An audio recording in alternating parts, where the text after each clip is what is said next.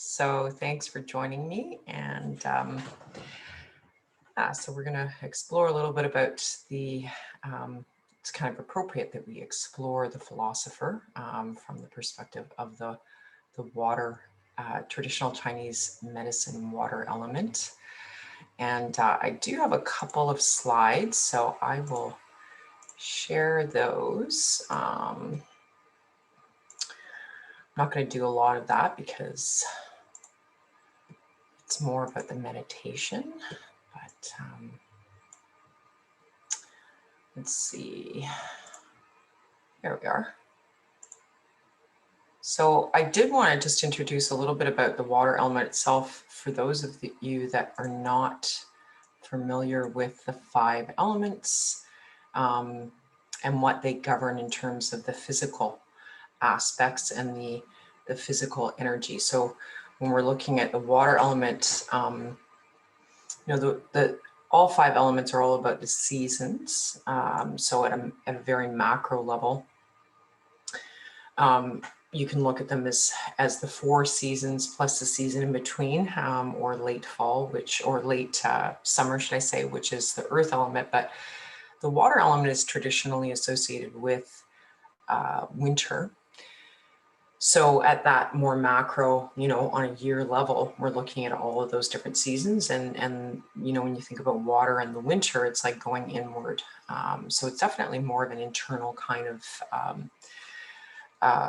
quality. And I've called it your inner power, because when you're looking at the physical aspects that the water element governs, its kidneys, bladder, brain, and nervous system, and as well as our bones and our teeth. So pretty deep and essential qualities. And it's also the most yin aspect. So yin being the most, for lack of a better term, feminine, and that, again, that deep sort of inward aspect, the deeper core. And from a TCM perspective, it's said to hold our ancestral DNA. So this is where we can look at inheritance, what we inheritance.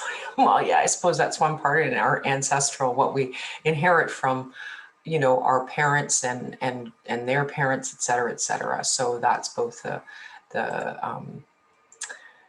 good and the bad.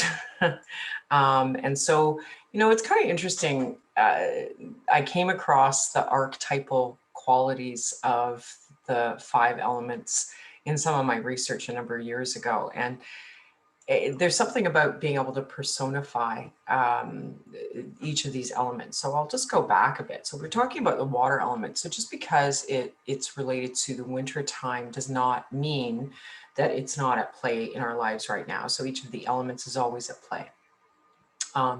And they're always influencing because they're part of us. So it's like, in a way, the quality of water is to move inward and to contract. And so when you think about your muscles, even just a simple movement of expanding and contracting, that quality of water is part of that. Or even your heartbeat, your heart, through the cycle of a beat, it is expanding, maximum expansion, contraction, maximum contraction, and then stillness in between. So it has this natural 5 cycle to it, 5 element cycle to it. So the water is always part of what's happening. And so I did a little bit of research. As I said, I came across some really interesting these personifications of these elements, because they can help us understand, okay, what beliefs might be associated with the water element, what sort of characteristics witin us. So, the way I look at archetypes is, certainly we can say, oh, I'm that, I can't remember, if I think I did bring in other archetypal energies, but, for me, when I look at me, because I want you guys to look at you, right? Like, who am I? And so one of the things when I'm looking at these different elements, it's like, yeah, I tend to be more of a wood, out there getting it done kind of person, or a fiery, where I like to be in front of people and share and explore as a group. But then then, you know, it's not, I don't like to limit our potential for, you know, the myriad of possibilities that we are. So when I say, you know, it's an archetypal energy, it's like, I think that most of us have all of these different qualities, but some of us are going to have more and some less. And so I'll go into a little bit more about the personality of this. So, and I said, you know, this is the quest for truth. And I chose the thinker, the Rodin sculpture of the thinker. And I think it's kind of interesting. I think it's kind of interesting that, you know, this thinker is a bit bent over. You know, it's like, whoa, these thoughts are really heavy. and and so that can be, you know, you can look at it, you could look at that image in a couple different ways, right? You can look at just this deep level of introspection, and that again is going very deep inward and seeking the truth, but not seeking it necessarily in matter, but seeking it more in philosophy, in understanding the why we're here, or why is this happening. And so it's more of a deeper quest for truth. And it's almost like the way I see this sometimes with truth is, you know, it's going to be more personalized. There are certainly consensual truths, but then there are more personalized things where you know, there's always another question. And that's kind of a classic philosophy approach is, when we're seeking to answer something, asking a question, because that leaves things open. So I just thought I'd share a little bit of that because it helps us to reveal in our own selves. And I mean, that's, if we understand ourselves, we have a greater understanding of others as well. So the power of water, to conceive, you know, and conceive an idea. So it's like the inception. And when we're looking back at that TCM perspective, the kidney and bladder energy is all about conception. So it's really looking at, the gestation of, or the conception of a child, or a new idea. So this can be a very creative type of energy. And then to concentrate. So again, that kind of focus, that ability to be able to really focus in on and concentrate our energy. And that's even concentrating our energy within our body. And then to conserve.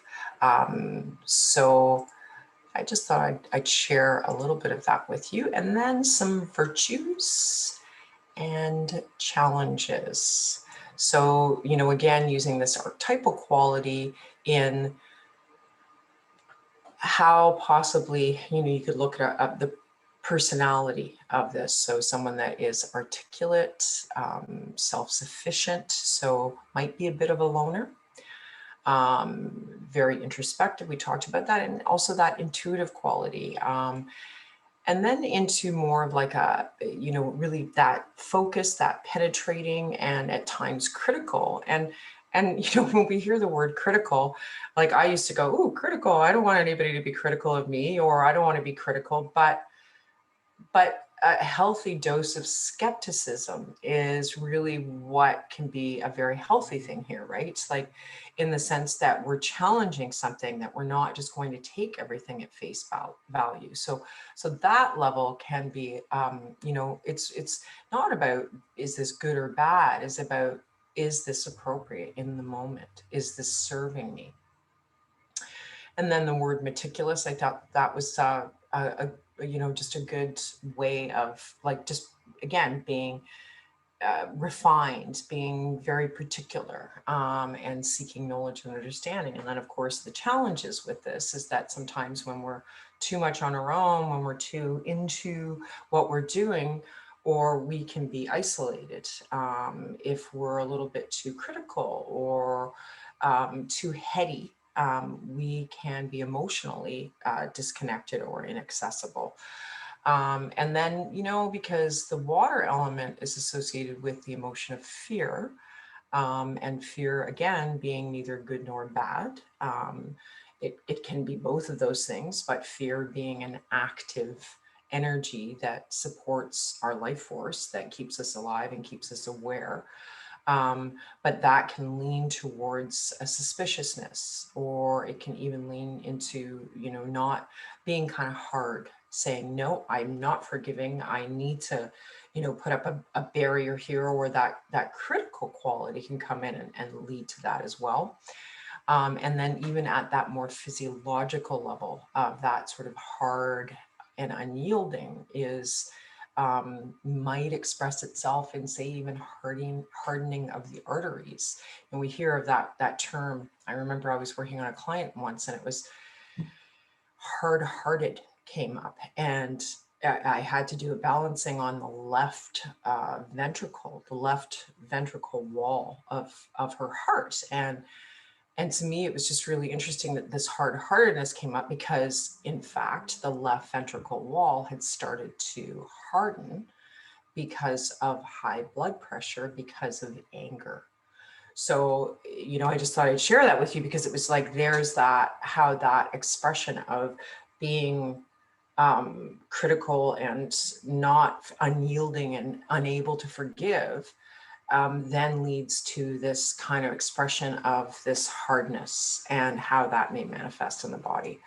So just to really, it's an interesting way of understanding the interplay between the emotions, the qualities that we can have, and looking at, okay, so now that we've got this, how can we bring this into balance? And so, these are sort of the scale where we've got, on the one hand, we have some deficiency, a lack of willpower, low energy, this excess anxiety or insecurity. And then on the other side is that excess, where it's like, really needing to compete, feeling the need of being very competitive, or even paranoid, delusional, wanting to grasp things out of fear. And then in the center is, as we evolve, the wisdom and our skill. So again, it comes down to that kind of meticulous, that ability to focus, and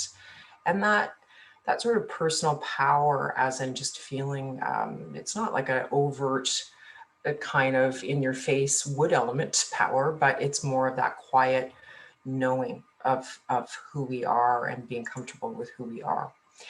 And then finally, I just wanted to share a little bit on the dynamics here, because I've talked about this in other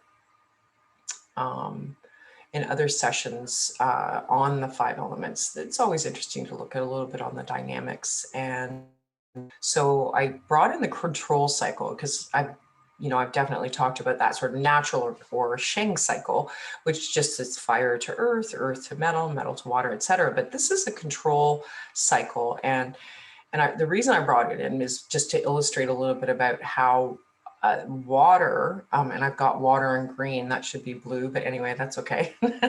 Water can be upset by excess stress and excess fear. And so this can lead it to try to over control fire, and that can actually bring about imbalances in our heart, small intestine, or our metabolism. But then the earth element controls the water element. And the way I always envision this is, I see the earth as like the vessel that supports water. And so what is earth about? Earth is about, feeling supported, like quite literally being connected to the earth. And doing things that comfort ourselves. So when we have an imbalance in water, leaning towards like those earthy things, the things that make us feel nurtured, can actually help to balance those dynamics. So I just want to share that, because it's all interesting. All right, and I believe that's it. Is that it? Yep, that's it. So let's go into our meditation. There we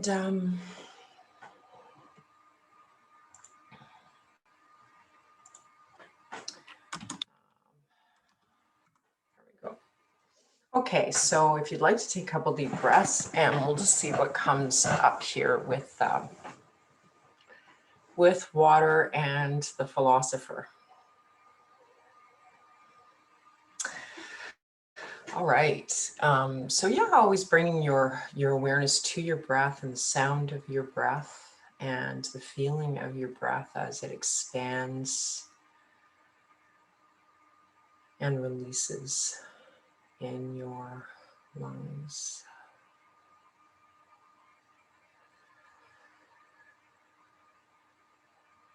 And if you'd like, you can bring your awareness right into your heart center.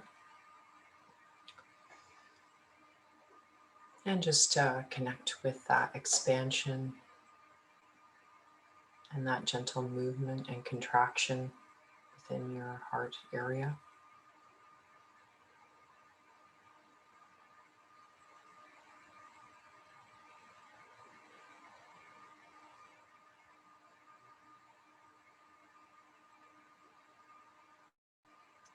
And then slowly bring your awareness up through your throat area, up into your third eye, the center of your forehead. And imagine that your breath is actually breathing in through the forehead and beginning to energize your third eye chakra.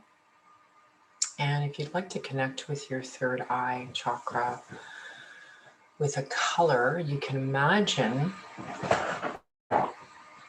that you are sitting or laying under a night sky. And it's a very deep night sky, but the stars are out. And there are, it's like that beautiful, deep, velvety, deep blue in the sky. And so you can connect with that energy, that color. And if you're not able to see that, you can just imagine that you are laying or sitting somewhere outside in like a nice, gentle, cool summer evening. And imagine that you're sitting there and you can actually feel the temperature around your body and feel the expanse and the limitless. Just that huge limitlessness of the sky that just spans all around you, entire universe.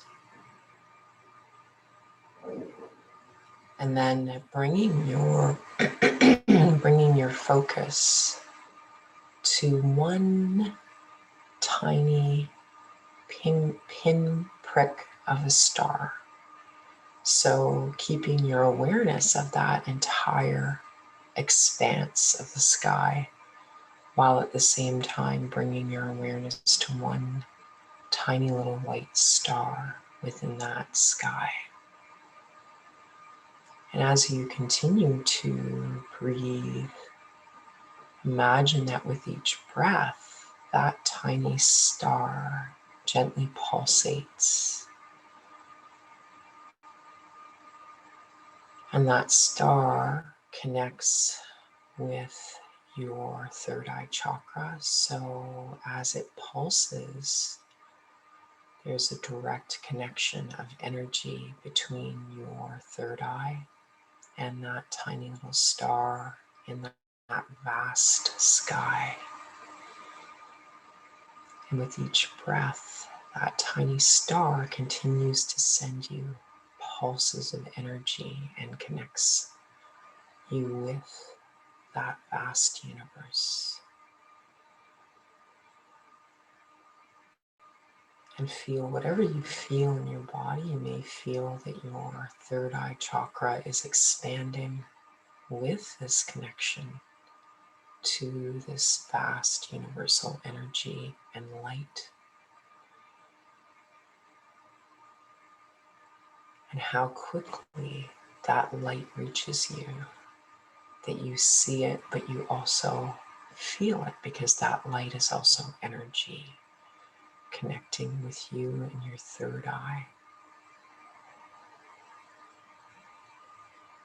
Continuing to breathe that light in through your third eye chakra, but allowing it to go deeper into the center of your brain, right into the middle of your head, and just continuing to illuminate and light up the center of your brain from the middle.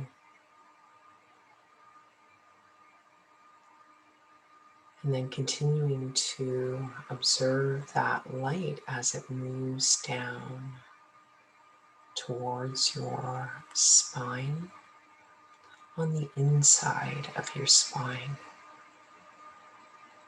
traveling through your central nervous system, right down through all of the nerve tracts that run through your spinal column.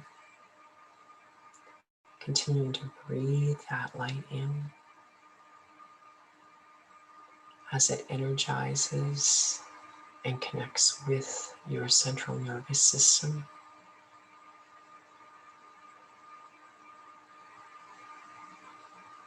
Bringing it right down to the very base of your spine.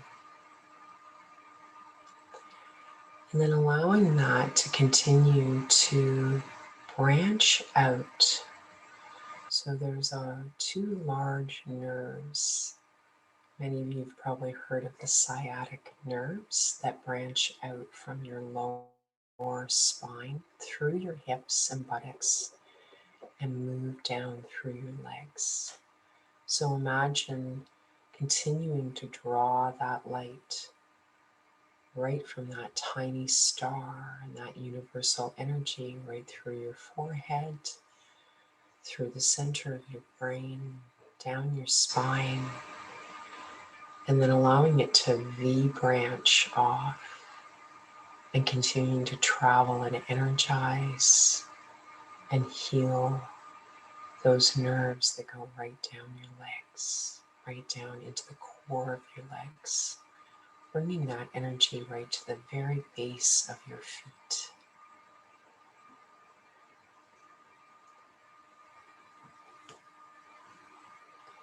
And once you reach the base of your feet, really allow your feet to connect with whatever it is that you've got your feet planted on the ground, or if your feet are up, allow your feet to let that awareness of whatever it is that is touching the base of your feet. So it might be socks, or it just might be the air, but just really connect with the base of your feet, your area of support.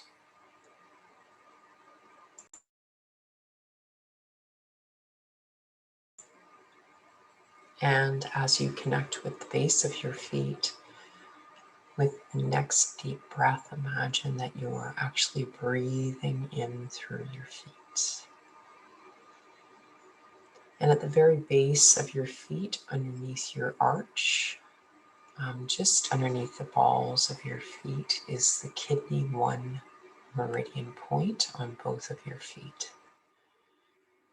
And this is where your kidney energy, the water element, the yin point starts in your body. So just allowing that area, allowing that breath to draw through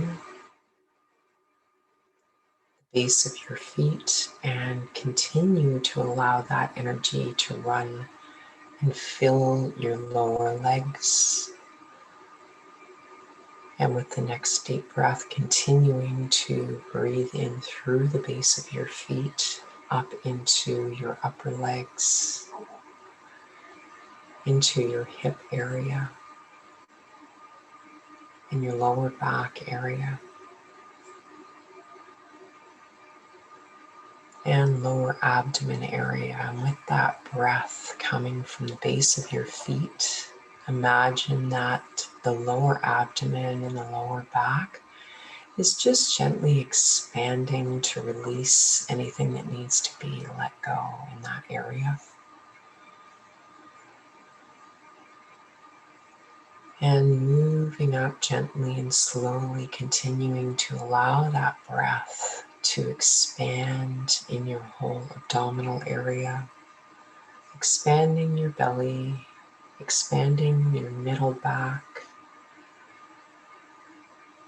up into the diaphragm, into the lower rib cage, feeling the movement of your whole torso as it expands gently with your breath, as you draw that energy from the earth through your kidney meridians up into your body.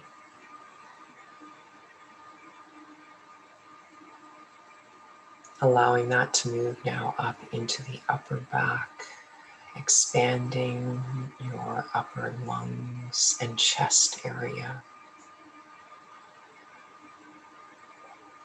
right into your shoulders and down your arms, and feeling your arms begin to release and grow heavier. And then bringing that weight back up again through your breath, up your arms into your shoulder muscles and neck muscles, and upper back into the upper neck area.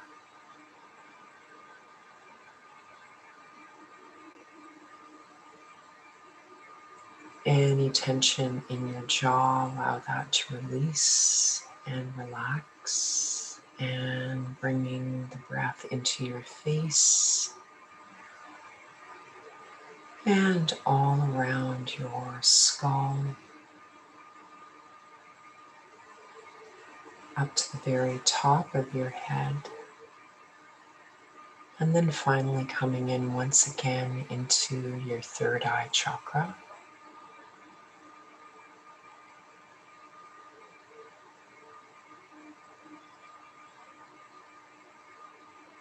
Okay, so here's where the session formally starts. So I'm actually entering in through the third eye chakra energy, and under the umbrella of the third eye going into the pituitary gland. And the priority here is to balance the water quality of the pituitary gland. And so I'm just going to see, do I need more information here? So it's actually a masculine, feminine balancing from the perspective of the water element. It has to do with fluid movement and metabolism and fluid hormonal production in terms of this masculine-feminine balance.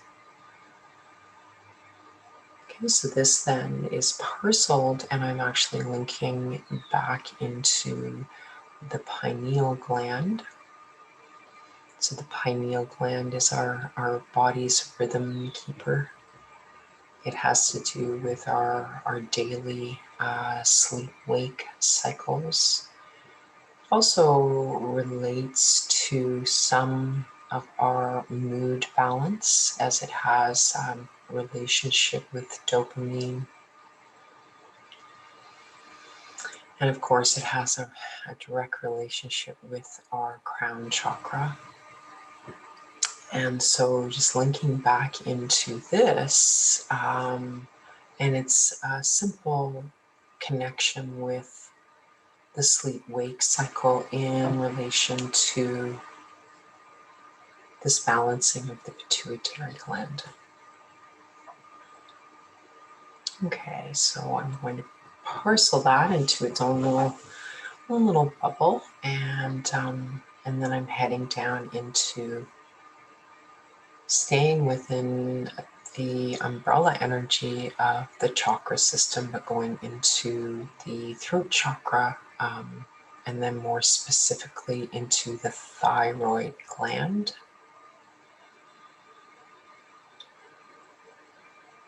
And so the first priority here is, I'm going to call it an emotional detox. So the emotional detox is manifesting at a physical level. but the emotion is fear. And so the physical expression of that is contraction, and at times can be crystallization. So it's really slowing the motor, slowing the motor down and the thyroid is all about our motor. It's all about our metabolism and energy production. So it's like the motor down of its own detoxification of this fear, and then how that expresses itself at the physiological level. So, so really what's coming up is like, I'm really scraping this energy away. And I'm not getting any specifics on the fear itself, other than it is, it's definitely being fed through the sense of hearing. So all of what we can be hearing right now around us in relation to fear, and then how that perpetuates our own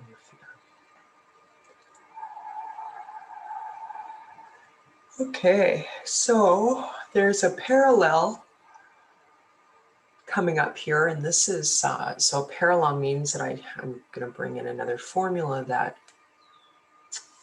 works with this first one.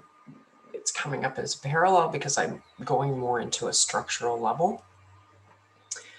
And so the structural level is taking me into your cervical spine and the alignment of your cervical spine. And also it's like alignment and integrity.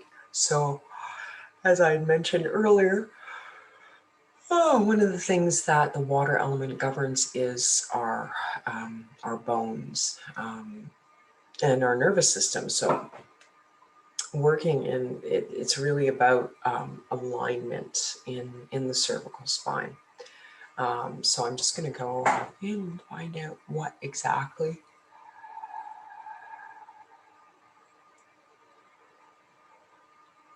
Oh, excuse me. So what's coming up is really, it's like creating space. So what I'm getting is like a contracted kind of quality that's creating just a hint of curvature here.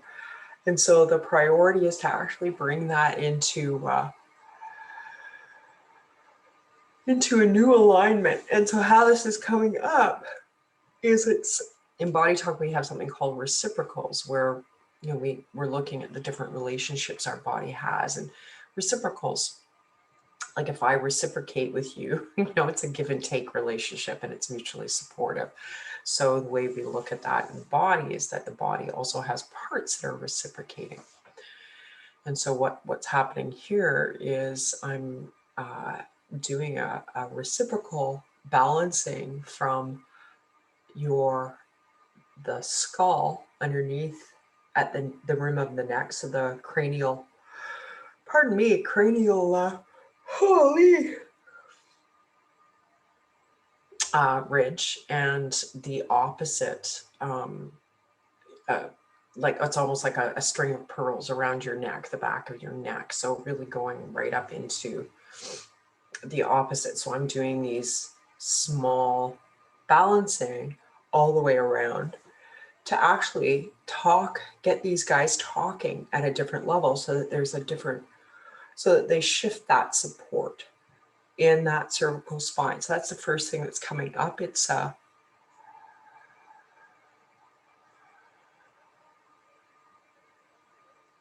okay. I'm just going to see. I'm getting other stuff, so I'm just going to see what information here.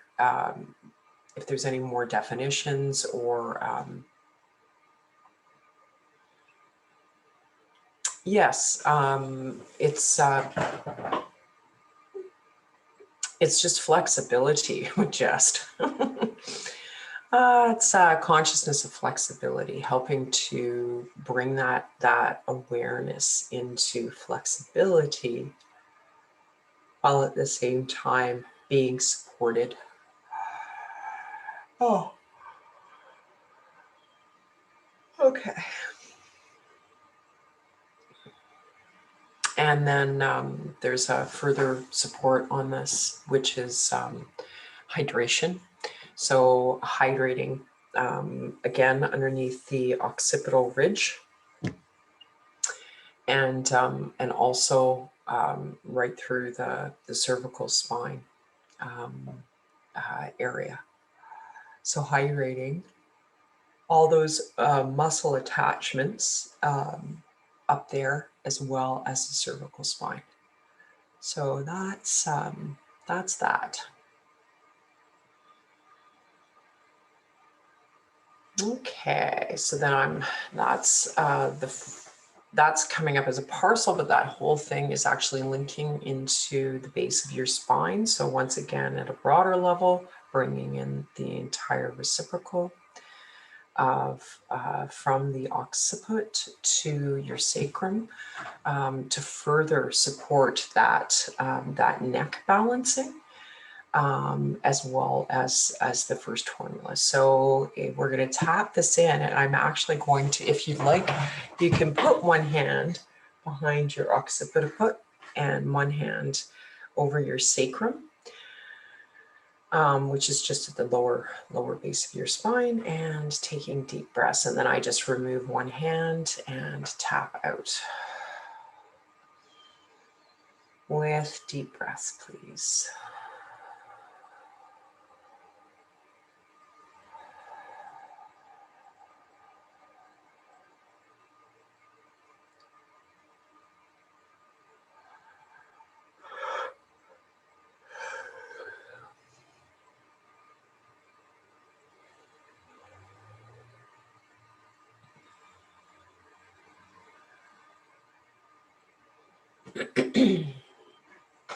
Okay, so the next formula is already coming in.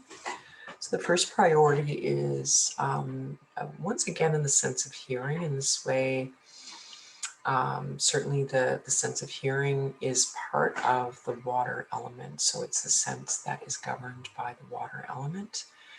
I think it's one of the first senses that develops in the life of the embryo. I also, it's kind of interesting because if you look at the kidneys and you look at the ears, there's a similarity in the way they're shaped. And yeah, so it's through traditional Chinese medicine, there's always been a relationship between kidney and and the ears under the water element. So we're going to go into balancing at the subtle level of hearing. So when I say subtle sense of hearing versus physical sense of hearing, subtle sense is, it's still a broad category because it's about hearing. It's about being able to quite literally tune in to our surroundings. It's about being able to you know, even intuitively tune in and pick up information through that subtle sense of hearing. To give you more of a tangible example of this, you know, you can be, you know, working on something, looking for an answer to something, and all of a sudden you hear a song and it has this specific line in it that is like the answer that you've been looking for. Or, you know, the other day I was going through some things that family stuff that I've been organizing, and I had all this sewing stuff, and I'm like, I really need a sewing box. I was like, I really need a nice sewing box. And then within a day, I found this beautiful antique sewing box. So, you know, on an online thing, and it was just like, you know, it was one of those things where it's like saying that to myself, like what we say is connecting us with our intuition and with what's out there. It's a manifesting principle. So how this can become distorted is, you know, if we have circumstances where we thought it was our intuition and then it wasn't, and then we get disappointed, so we start to shut that down. Or we've had, you know, certain sounds that, again, at a subtle level, that trigger a very strong emotional response. And again, that can kind of distort or shut down or create an emotional response. So when we're doing this general balancing at that subtle sense of hearing level, it's helping to, be able to reduce the emotional charges associated with those subtle sense memories, but also then to be able to elevate our connection with our intuitive sense of hearing. So we're balancing this into the individuation process in Body Talk. So this is about really anchoring it into the wisdom of your heart to be able to say, okay, we're acknowledging that this is ready for a shift and that we're ready to actually experience more awareness and reduce those strong triggers that have been previously associated with that sense, to bring us more into harmony with our environments. And so this does link directly into your kidneys. I'm actually I'm linking into both kidneys. And I'm going into a subsession here. And so the subsession, there's a permissions balancing, which means that there's a level of resistance that is ready to be shifted, and that resistance is coming up as permission. It's like very much permission to let go of the fear. So it's like, if I let go of this fear that I'm holding, then I'm not safe. And so it's very much about a safety thing. And so, but there's almost this like, I need to hold on to this fear for dear life because this is, helping me to stay alive. So it's bringing that into some balance. That's what needs to come out into balance. And this, there's a couple satellites here. One satellite that's coming up is an imbalance in relation to that, to cortisol in the adrenal glands. And also the 12th astrological house.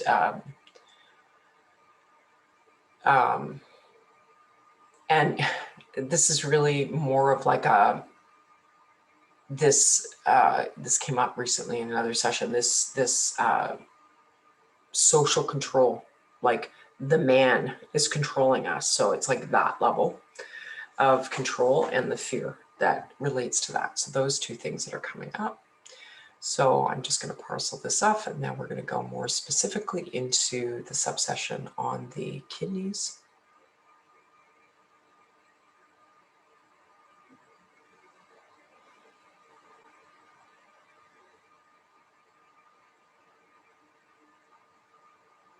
Okay, so I'm going to work with a Parama formula. I'm going into a rehab formula.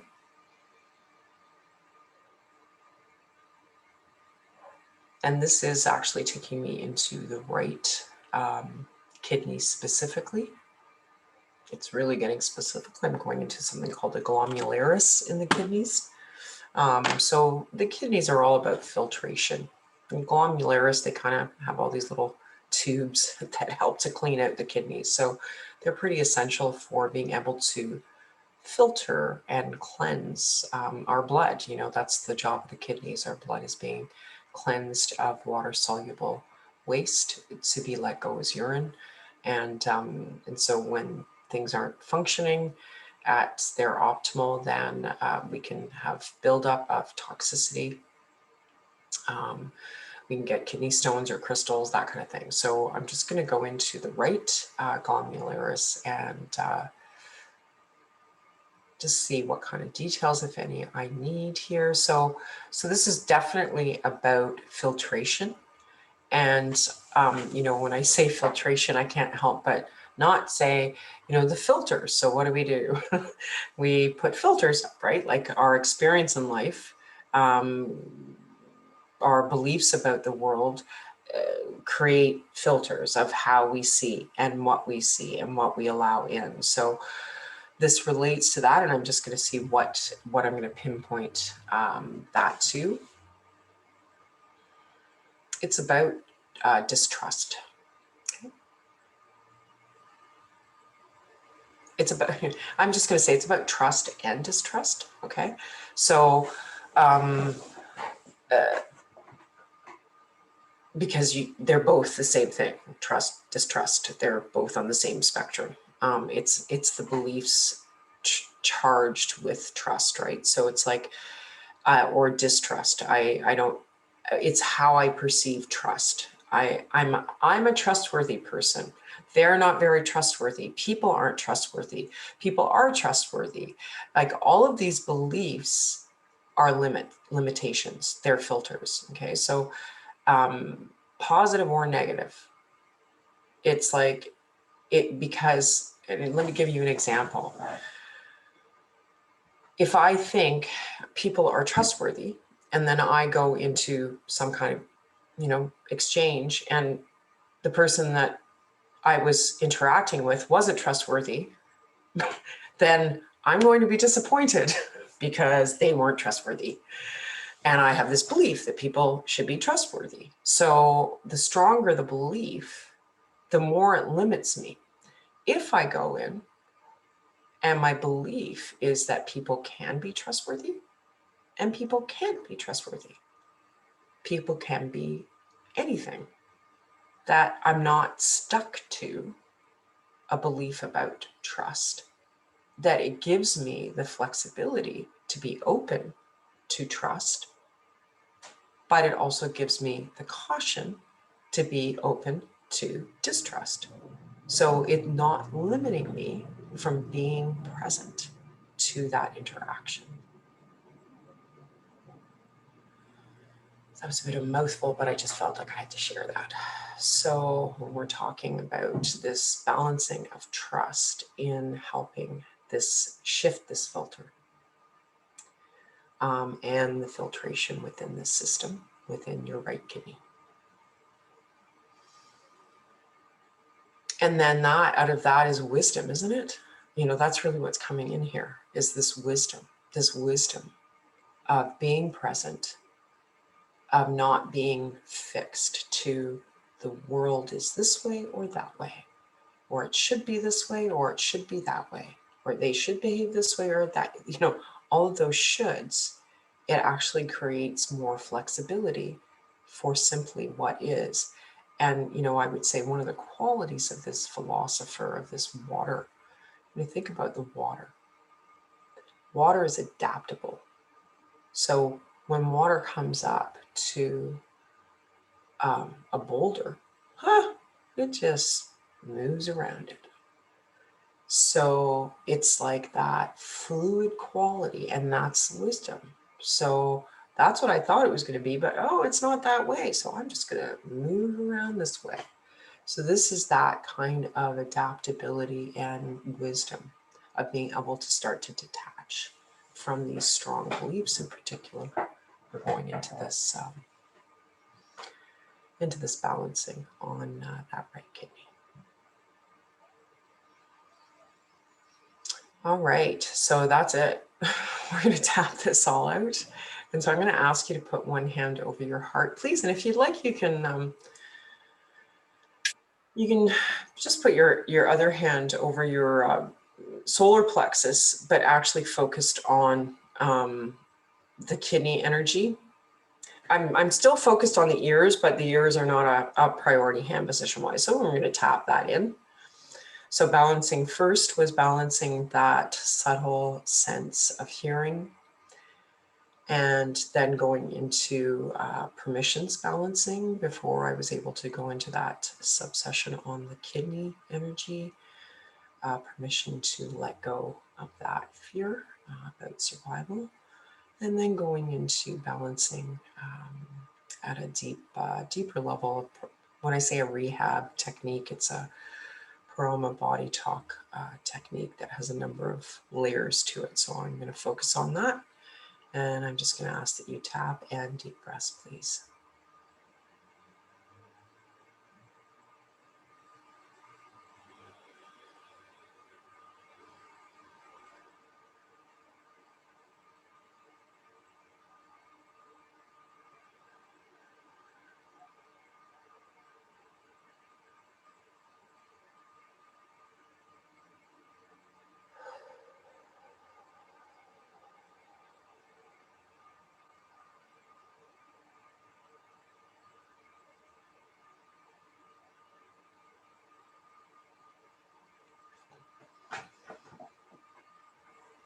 All right. So that's it. I think that was enough. But thank you everyone for joining me. And so this is actually the end of the series, but I had done the metal element a few weeks back and the recording didn't work out. So I may do a redo on that. So I will let you know, but you know, each of these elements has so many different different aspects that it's not a problem to be able to revisit in some way. So yeah, thank you, and enjoy the rest of your weekend, and I look forward to talking with you soon. Thank you. Bye, Linda. Thank you. Thank you. Thank you. Bye.